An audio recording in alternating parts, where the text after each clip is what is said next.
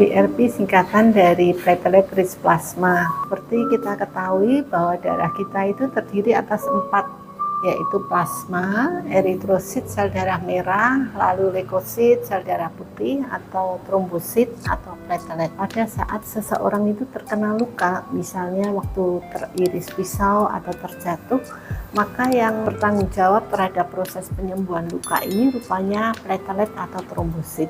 Nah, kalau kita bisa memisahkan plasma yang mengandung banyak platelet atau trombosit, tentunya ini bermanfaat untuk proses penyembuhan luka atau healing. Jadi misalnya kita ingin memperbaiki kulit kita yang tampilannya kurang bagus di wajah, kita bisa memberikan PRP ini setelah kita memberikan luka yang bisa ditoleransi oleh tubuh kita. Karena PRP ini mengandung 7 growth hormone, dan yang dipakai untuk rejuvenation atau peremajaan kulit.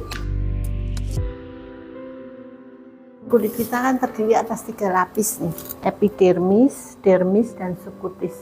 Epidermis adalah lapisan kulit bagian luar yang bagian atas di sini.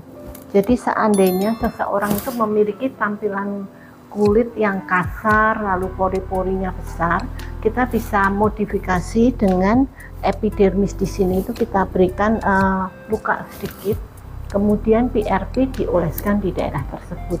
Kemudian growth hormone lain yang dipunyai oleh PRP adalah fibroblast growth hormone.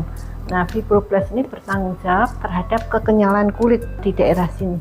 Jadi karena kita berikan PRP, lalu fibroblast growth hormone ini akan terpacu lebih banyak, sehingga kulit akan menjadi lebih kenyal, kemudian lebih kencang karena pengaruh dari fibroblast growth hormone yang diproduksi oleh PRP ini. Kemudian yang ketiga adalah vascular growth hormone. Seperti kita ketahui, pada proses penyembuhan luka yang bertanggung jawab terhadap proses healing itu adalah trombosit atau platelet.